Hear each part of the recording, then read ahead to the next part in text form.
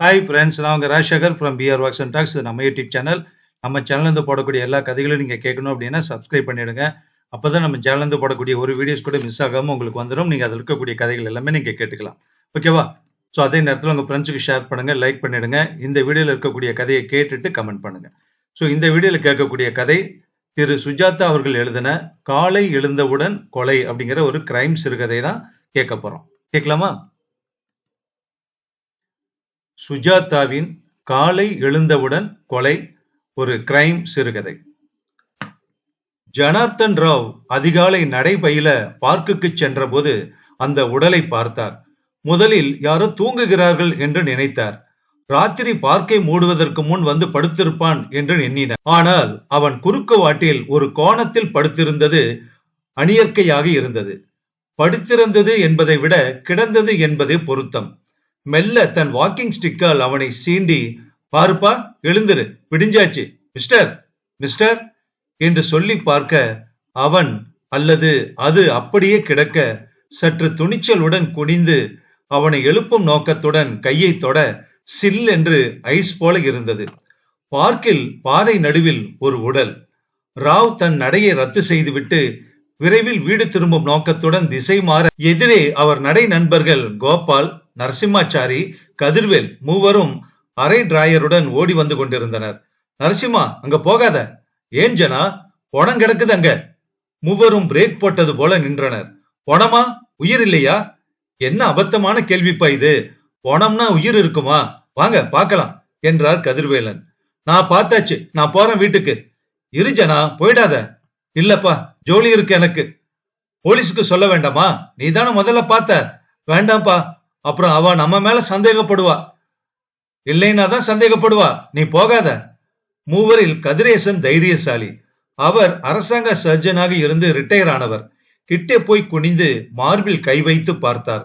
ராவ் தயக்கமாக பின்னால் இருந்து எட்டி பார்க்க அவன் முன்பற்கள் சற்று வெளியே தெரிய ஐயோ என்று சொல்லியது போல வாய் திறந்திருந்தது. மூக்கில் சளி காய்ந்திருந்தது. அமானுஷ்ய நீளமாக இருந்தது முகம். ஆளு போய் 10 மணி நேரமாவது ஆகியிருக்கும். எங்கேயோ கொன்னுட்டு இங்க கொண்டு வந்து போட்டிருக்காங்க போல இருக்கு என்றார் கதிர்வேலன் பக்கத்து சுவரை பார்த்து கொண்டு. இப்ப என்ன செய்யணும்? பார்க் அட்டெண்டர் கிட்ட சொல்லிட்டு போயிடலாம். குமாரசாமி பார்க்கின் வாசலில் நின்று கொண்டு டீ குடித்துக் கொண்டிருக்க, குமாரசாமி, பார்க்ல ஒரு பாடி கிடக்குது, போலீஸ வர சொல்லுங்க. எங்கெங்க என்றான் பதறி போய் குமாரசாமி. பம்ப் ஹவுஸ் கிட்ட பாதையில குறுக்க கிடக்குது. கோப்பையை வைத்துவிட்டு உள்ளே ஓடினான் அவன். இங்க இருக்க கூடாது, போகல வாங்க என்றார் ஜன அவசரத்துடன். அதுதான் நல்லது என்றார் நரசிம்மாச்சாரியும். என்னங்க இது என்று யாரோ விசாரித்தார். பாடி கிடக்குது பார்க்கல. டே கோபாலு, கோவிந்தா, பீட்டர். செய்தி பரவி பலர் அதை நோக்கி ஓட ஆரம்பித்தார்கள். ஜனார்த்தன் அங்கிருந்த கும்பலை பார்த்து வரட்டுமா என்றார். நாம போலீஸ் வர வரைக்கும் காத்திருக்க வேண்டாமா ஜனா? யார் சொன்னது? அட்டெண்டர் பார்த்துப்பான், வாங்க நாம போலாம். நரசிம்மாச்சாரியும் கதிர்வேலும் இருப்பதாகத்தான் சொன்னார்கள். ஆனால் ஜனா தயங்கினார். முதல்ல பார்த்த நீங்க தானே ஜனா இருக்கணும் இங்க. எதுக்கு நான் இருக்கணும் என்று அவசரமாக புறப்பட்டார். வீட்டுக்கு வந்ததும் ஜெயலட்சுமி, ஏன் இத்தனை லேட்டு? எனக்கு பயமா போயிடுது. எங்கேயாவது ஜாஸ்தி நடந்துட்டு பொத்துன்னு விழுந்துட்டீங்களோன்னு. எப்போதும் அவளுக்கு கேலிதான். பார்க்ல ஒரு டெட் பாடிய பார்த்தேன். அவள் அதிராமல், அப்படியா, அதான் லேட்டா, போலீஸ்ட சொன்னீங்களோ இல்லையோ? இல்ல, அதுக்குள்ள நான் வந்துட்டேன். என்னது, போலீஸுக்கு சொல்லலையா? இல்ல. ஏன் அப்படி பண்ணீங்க? இந்த மாதிரி பாடிய பார்த்துட்டு உடனே வீட்டுக்கு வந்துட்டா உங்களையே சஸ்பெக்ட் பண்ணுவா. நான்சென்ஸ். நான் தான் முதல்ல பார்த்தது அவளுக்கு எப்படி தெரியும்? ஏன் பார்க் அட்டெண்டர் சொல்ல மாட்டானா? அவனுக்கு உங்களை தெரியாதா என்ன? இப்ப என்னங்கிற நீ? நீங்க ஒரு பொறுப்பற்ற சிட்டிசனா நடந்துகிட்டு இருக்கீங்க. போலீஸ் வர வரைக்கும் காத்திருந்துட்டு அவங்க கிட்ட இந்த மாதிரி நான் பார்த்தேன்னு சொல்லி இருந்தா என்ன ஆயிருக்கும்? பின்னால ப்ராப்ளம் வராது பாத்தீங்களா? அதனால மறுபடியும் போய் நீங்க போலீஸ் கிட்ட பார்த்த விவரத்தை சொல்லிட்டு வந்துடுங்க. அப்படிங்கிறியா ஜெயா? அதான் நல்லது. போலீஸ பத்தி உங்களுக்கு தெரியாது. எங்க மாமா போலீஸ்ல தான் இருந்தார் என்றார் அவர். ஜனார்த்தன் ராவ் திரும்ப சென்றபோது பார்க்க இழுத்து பூட்டி இருந்தார்கள். அட்டெண்டரை காணோம். மற்றவர் எவரையும் காணோம். பாடி இருந்த இடத்தை எட்டி பார்க்க முடியவில்லை. டீக்கடையில் போய் விசாரித்தார். அத அப்பவே எடுத்துட்டு போயிட்டாங்க போலீஸ் ஸ்டேஷன்ல. எந்த ஸ்டேஷன்? மாடர்ன்னு சொல்லிக்கிட்டாங்க. தெரியல. பெரிய பெரிய ஆபீசருங்க எல்லாம் வந்தாங்க. நாய் கூட வந்துச்சு. ஏய், அது வாக்கிங் பண்ண வந்த நாய்டா. போலீஸ் நாய் எல்லாம் வரலைங்க. பக்கத்துல போலீஸ் ஸ்டேஷன் எங்க இருக்கு? நேரா போனீங்கன்னா பாலம் தாண்டுனா வருங்க. ஜனார்த்தன் ராவ் தீர்மானம் இல்லாமல் போலீஸ் ஸ்டேஷனுக்கு போவதா வீட்டுக்கு போவதா என்று தடுமாற வீட்டை நோக்கி கொஞ்ச தூரம் நடந்து மனைவியின் கேள்விகள் ஞாபகம் வந்து மனம் மாறி திரும்பவும் போலீஸ் ஸ்டேஷன் பக்கம் நடந்தார். பல பழைய சைக்கிள்களும் லாக்அப் கைதிகளும் புழுங்கிக் கொண்டிருந்தார்கள். அங்கிருந்து அதிகாரியை அணுகினார். என்னங்க வேணும்? பார்க்ல ஒரு டெட் பாடி கிடந்தது, அத பத்தி.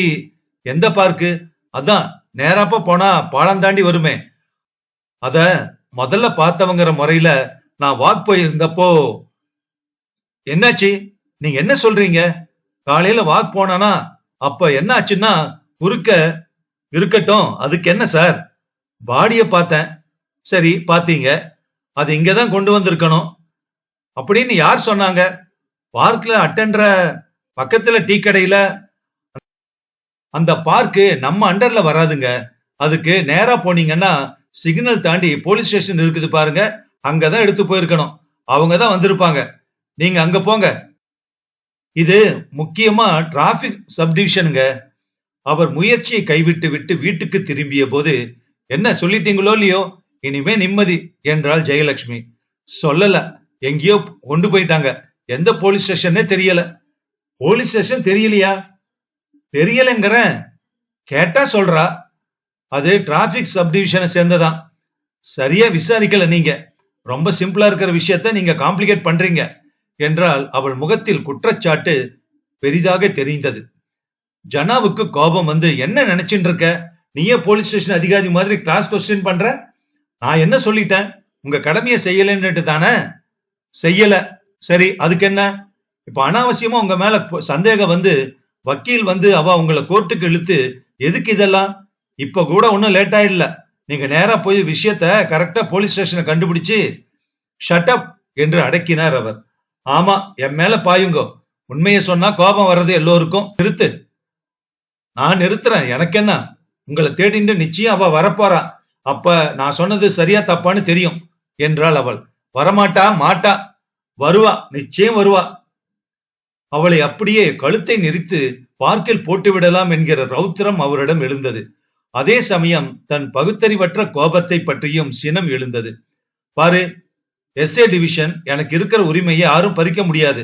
எனக்கும் அந்த பாடிக்கும் சம்பந்தமே இல்லை. எந்த மகன் கொண்டாந்து அங்க போட்டுட்டு அதை நான் நிரூபிக்க முடியுமா? நான் எதுக்கு பயப்படணும்? அதையும் மீறி அவங்க என் மேல சந்தேகப்பட்டா சரசிம்மாச்சாரி வக்கீல் இருக்கவே இருக்கான். அவர் இப்பவே போய் பாத்துறது நல்லதுதான் என்றாள் அவள். அவசியம் இருந்தாதான் பாக்கணும். இப்ப எதுக்கு? அவசியம் வந்துடுத்து. இப்ப வாசல பாருங்கோ என்றால் கேலி சிரிப்புடன். வாசலில் ஒரு போலீஸ் ஜீப் நின்று கொண்டிருந்தது. சொன்னேனோ இல்லையோ, வந்துட்டாங்க பாருங்க என்றாள் ஜெயலட்சுமி. வாழ்க்கை முழுவதும் எல்லா சங்கடங்களும் அவள் எதிர்பார்த்தபடியே நடந்து வந்திருக்கிறது.